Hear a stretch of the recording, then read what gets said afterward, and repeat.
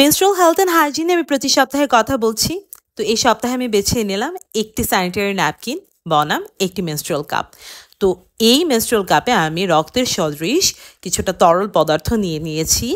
এই পরিমাণটুকু হলো একজন প্রাপ্তবয়স্ক নারীর দ্বিতীয় দিনে হেভি ফ্লো থাকলে ঠিক যতখানি পুরো দিনটাতে রক্ত আসতে পারে। তো এটি যখন এর অর্ধেকেরও কম আমি স্যানিটারি ন্যাপকিনে ঢেলে দিলাম, তো স্যানিটারি ন্যাপকিনের চেহারাটা দাঁড়ালো এমন।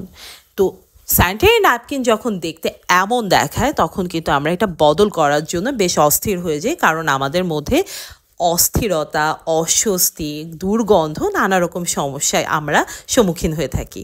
অপরদিকে মেনস্ট্রুয়াল কাপ এর কোনো রকম সমস্যা সৃষ্টি করে না, কোনো প্রকার চামড়ায় ঘষা খায় না, দুর্গন্ধ হয় না এবং এটি নিশ্চিন্তে 3 গুণ ধারণ ক্ষমতা সম্পন্ন। তো সিদ্ধান্ত আপনার হাতে, কোনটা বেছে নেবেন, স্যানিটারি ন্যাপকিন না মেনস্ট্রুয়াল কাপ?